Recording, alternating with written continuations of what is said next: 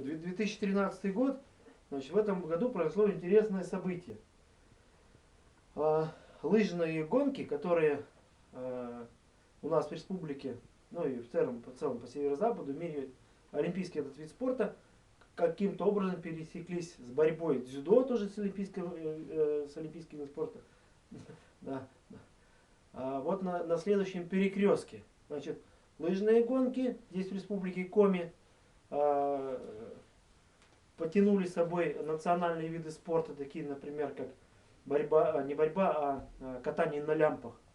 Ну и со стороны Лямпы дзюдо, отличаются от лыж чем? Они покрыты Камусом? ворсом. Камусом? Да. Да, специально, да. Ворс. Специальные Специальный лыжи ворс, для... который- То есть с камусом, да, лыжи? Да.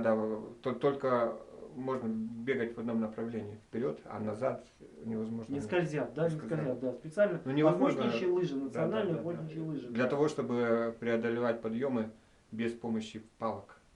Ну, то есть, чтобы руки были свободны. Это да, потому что руки Они заняты, специально промысловые лыжи. Руки потому что заняты, или в руке ружье, или топор, или получается лук со стрелами, или копье. Так, а со стороны получается Коми национальной борьбы Зумы-Дож. Вот и на национальной вот этой почве произошло такое вот, ну, происходит такое соединение двух видов спорта, перекресток такой. Причем борьба за Мудош уже прошло около 10 турниров. Да, около 10 Около турниров, да. 10 турниров, в основном по Моздине, Обячево, Ульгарте. Да, то есть со стороны, получается, лыжного вида спорта мы видим езда на лямпах, да, а со стороны, получается, борьбы мы видим, как охотник у нас, у него сильные руки, сильные ноги, сильная спина, да. А со стороны борьбы, Вот со стороны борьбы, да.